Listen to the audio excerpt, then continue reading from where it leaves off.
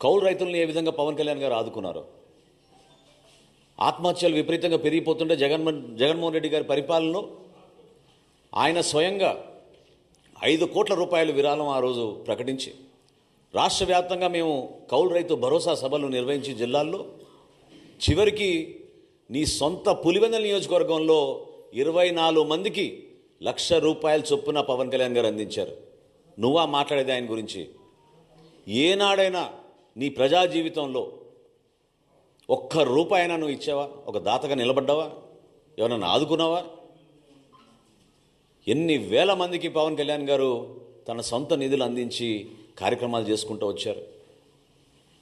ఎందుకు అంత విపరీతమైన ఆలోచన? ఎందుకు మీరు ఈ రోజున యువత గురించి మాట్లాడుతున్నాడు? ఆయన 44 లక్షల మందికి ఆయన ఉద్యోగాలు ఇచ్చాడంట. మరి వాలంటీర్స్ని ఏ విధంగా నిలబెట్టిన నువ్వు మోసం చేసావు, ముంచావు? చెప్పా చేయకుండా కనీసం వాలంటీర్స్ వాళ్ళ టర్మ్ ఎక్స్టెండ్ కూడా చేయకుండా ఎన్నికలప్పుడు నువ్వు చేసిన వాగ్దానాలు ఏంటి? వాలంటీర్స్కి మార్చిలోనే జియో ఎక్స్పైర్ అయిపోయింది, కనీసం జియోని కూడా నువ్వు ఎక్స్టెండ్ చేయలేదే. వాళ్ళ సంఖ్య కలుపుకొని నువ్వు 44 లక్షల మందికి నువ్వు ఉద్యోగాలు ఇచ్చావంటే యువత నమ్ముతారా? నిన్న ఇచ్చారు అద్భుతమైన తీర్పు ఆ యువత. ఏ విధంగా పట్టభద్రులు ఊహించని విధంగా సుమారు 70% మెజారిటీ వచ్చేటట్టు, ఓటు బ్యాంక్ వచ్చేటట్టు, ఓట్ షేర్ వచ్చేటట్టు కూటమి ప్రభుత్వానికి అండగా నిలబడ్డారో మీరు అందరూ చూశారు. ఒక ఆర్థిక విధ్వంసం సృష్టించిన మనిషి స్వలాభం కోసం, సొంత ఆస్తుల కోసం గతంలో వాళ్ళ తండ్రి గారు ఉన్నప్పుడు కూడా అదే విధంగా ఉపయోగించుకుని తన 5 సంవత్సరాల పరిపాలన కూడా అదే విధంగా చేశారు. అసలు సూపర్ 6 గురించి నీకు మాట్లాడే అర్హత ఏదైనా అడుగుతున్నాను నేను. దీపావళి రోజు ఇచ్చాపురంలో రాష్ట్ర వ్యాప్తంగా ఉచితంగా 3 గ్యాస్ సిలిండర్లు మేము పంపిణీ చేస్తామని సూపర్ 6లో ఇచ్చిన వాగ్దానానికి అనుగుణంగా సిద్ధమైతే ఎంత దుష్ప్రచారం చేశారు, ఎన్నిసార్లు మీరు వార్తలు రాయిపించారు, కావాలని ప్రజల్లో అలజడి సృష్టించారు దుర్మార్గంగా. కానీ ఈరోజు లెక్క ఏంటి? 94,32,000 మందికి ఈరోజు గ్యాస్ సిలిండర్లు ఉచితంగా అందించాం. అద్భుతమైన కార్యక్రమం ప్రజల్లోకి తీసుకెళ్తున్నాం. నీలాగా మోసం చేసే కార్యక్రమం కాదు. ఎక్కడో బటన్ నొక్కేసాం అంటే నిజంగానే బటన్ ఎవరికి నొప్పారో, ఎవరికి అందించారో అనేది దీనిపైన చాలా ఆశ్చర్యకరంగా ఉంది. అదేవిధంగా ఈయన రైతుల గురించి మాట్లాడుతున్నాడు. ఈరోజు శాసన మండలిలో కూడా ప్రతిపక్ష నాయకులు, ఇతర సభ్యులు మాట్లాడారు. చాలా ఆశ్చర్యం కలిగించింది. విలువలతో కూడిన రాజకీయాలు చేయాలి. మీరనే ప్రతి మాటకి కట్టుబడి ఉండాలి. ఎన్నికల ముందు ఒక మాట, ఎన్నికలు అయిన తర్వాత ఒక మాట. ఇప్పుడు మీరు 175 నుంచి 11 దిగిపోయారు కాబట్టి మీరు బురజల్లే కార్యక్రమం చేపడుతున్నప్పుడు మేమే ప్రభుత్వంలో వచ్చినాక ఆశ్చర్యపోయాం. ధాన్యం కొనుగోలు విషయంలో మీరు రైతులను ఎంత మోసం చేశారు. కష్టపడి అహర్నిశలు కృషి చేసి రాష్ట్ర ప్రభుత్వం పైన ఒక నమ్మకంతో రైతులు ధాన్యం మీకు అమ్మితే 1,674 కోట్ల రూపాయలు మీరు బాకీలు పెట్టి వదిలి వెళ్ళిపోయారు. ఇది మోసం కాదా? మడం తిప్పనన్న వ్యక్తి ఇది వాస్తవం కాదా?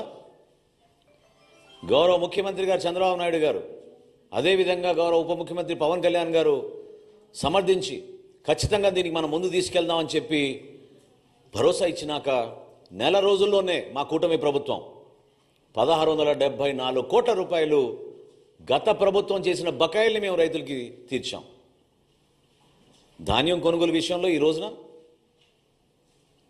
భారతదేశంలో ఎక్కడ జరగని విధంగా ఒక అద్భుతమైన కార్యక్రమం ప్రజల్లో తీసుకెళ్ళాం, రైతాంగాన్ని కాపాడాం. 33,52,000 మెట్రిక్ టన్నుల ధాన్యం ఈ ఖరీఫ్ మాసంలో మేము కొనుగోలు చేశాం.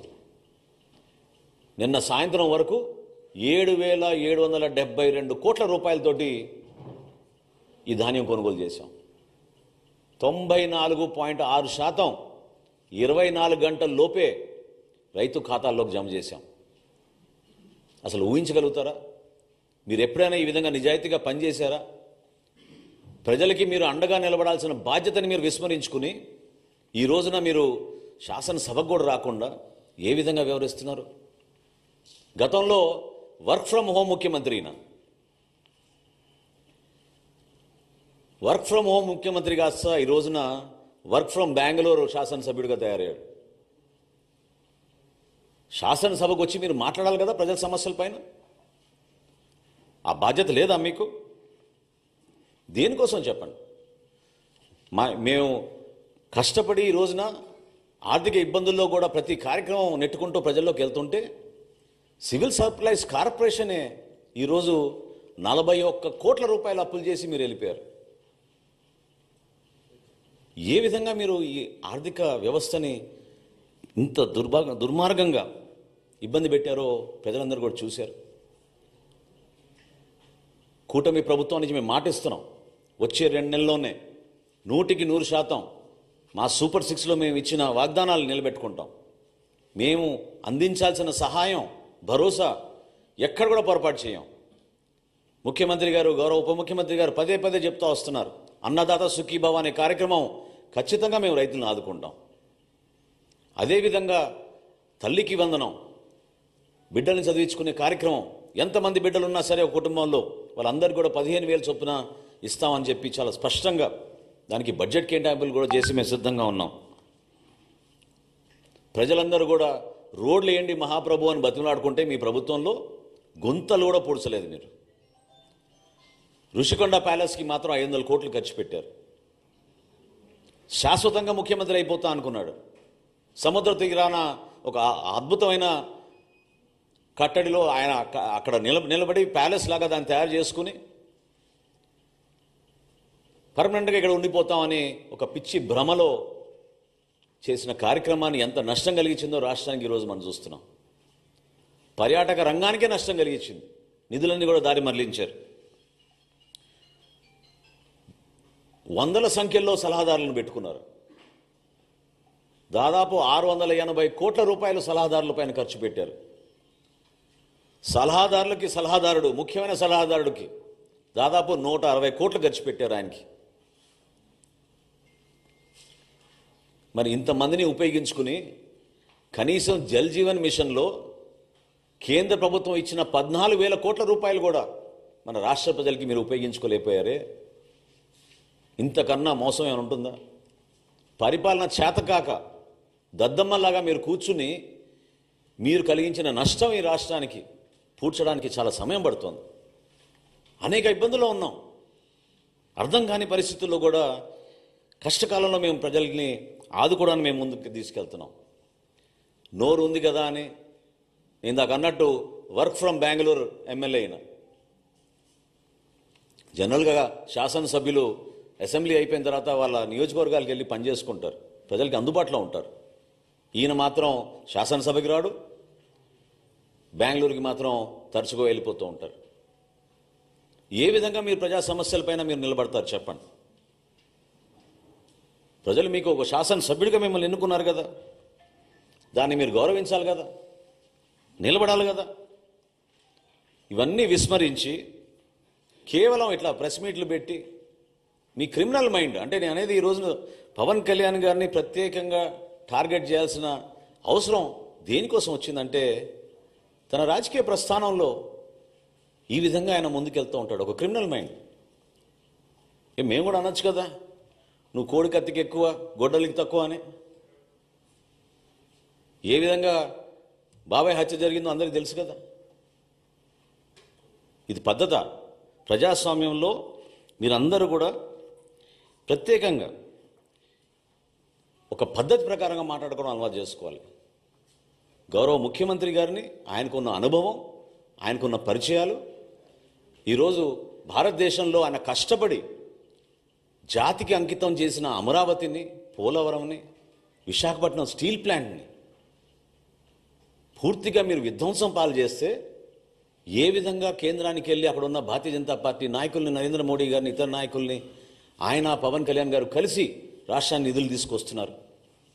కలిసి పనిచేయాల్సిన సందర్భం కాదా ఇదని నేను అడుగుతున్నా జగన్మోహన్ రెడ్డి గారిని. మీలో ఏమైనా ఇంకిత జ్ఞానం ఉంటే రాష్ట్ర ప్రజల పక్షాన్ని నిలబడండి. అభివృద్ధి కార్యక్రమాల్లో మీరు పాలు పంచుకోండి. సంక్షేమ కార్యక్రమాలు ఎక్కడైనా పొరపాటు జరుగుతుంటే ప్రభుత్వం దృష్టికి తీసుకురండి. ఎన్నికలు ఇంకా చాలా దూరంగా ఉన్నాయి మనకి. ప్రజలు మన ఎన్నుకుంది 5 సంవత్సరాల పరిపాలన అందించమని. అంతేగాని నోరు బారేసుకుని ప్రతిసారి మాట్లాడితే మాత్రం జనసేన పార్టీ మిమ్మల్ని ఈ విధంగా మీరు చేస్తున్న ఈ కార్యక్రమాల్ని ఖచ్చితంగా ఖండిస్తాం. ఇది చాలా తప్పు. ప్రజాస్వామ్యంలో ఒక బాధ్యత గల వ్యక్తిగా, ఒక మాజీ ముఖ్యమంత్రిగా మీరు అందించాల్సిన సలహాలు సూచనలు మీరు ఇవ్వండి. వ్యక్తిగత విమర్శలకి కించపరిచే విధంగా దానివల్ల మీకు ఏదో ఓట్లు పడిపోతాయి అనుకుంటే మాత్రం నిన్నటి ఎన్నికలే మీకు దానికి నిదర్శనం.